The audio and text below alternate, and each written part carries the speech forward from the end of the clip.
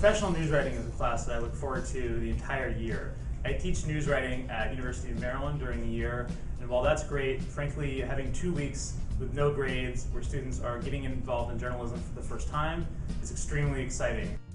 I wanted to take professional news writing because there isn't a journalism class at my school, and so I thought it would definitely help me with just perfecting, different techniques and how to write.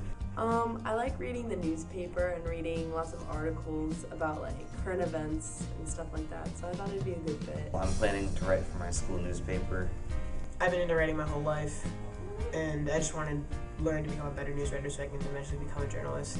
I'm taking professional news writing in the morning and broadcast journalism in the afternoon so that I can learn both sides of what it takes to be a journalist. To know what happened behind the scenes and how an idea becomes a story.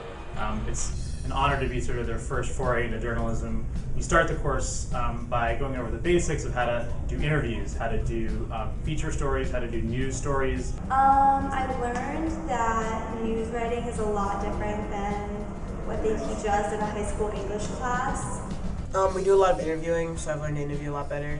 In journalism, you have to be sort of more concise with your sentences. The best piece of advice I got was to be objective when I wrote a news article. The students in this class heard about investigative journalism at American University. We also took a trip to Politico, which was exciting for them to see the inner workings of a professional newsroom. We realized if I were to have a job like this, what would my daily life or schedule be like? You're at a lot of risk for criticism if you're a journalist, especially if you're writing about something that's sort of controversial. The best advice that I got from Politico was to read and to write. You should just always read, always write. Definitely to read a lot of newspapers. I learned that it was really important to write good, strong leads that really capture the reader's attention. To have a strong lead, because without a strong lead, you don't have a strong story. How to write a lead for your story, because I did not do that, so that was very helpful. I learned that not everyone will give you a straight answer when you interview them, so you have to work around what they give you and use it in your article. And I guess the main thing is to write for your audience. We end the final week with them in a lab setting where they're having a chance to go out and practice everything.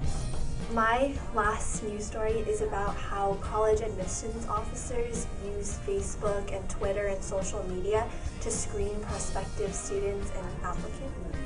My final article is about the decline of printed media and its sort of re-salvation in the sense that it may decline for a little while, but it will come back stronger than it was. My article is about how social media affected the 2012 presidential election. My pitch is about how a lot of college students are deciding to study more practical majors, like going into business, because of the economic climate right now. It's not very stable. I'm writing about how Greek life can survive on a small college campus. So my story is about anti-bullying groups made by kids for kids. My advice to students is to write as much as they can. That's why this class is all about hands-on experience. The one thing that I would tell students is learn by making mistakes, learn by doing, write for their high school paper, get internships, write for their college paper, keep writing as much as possible.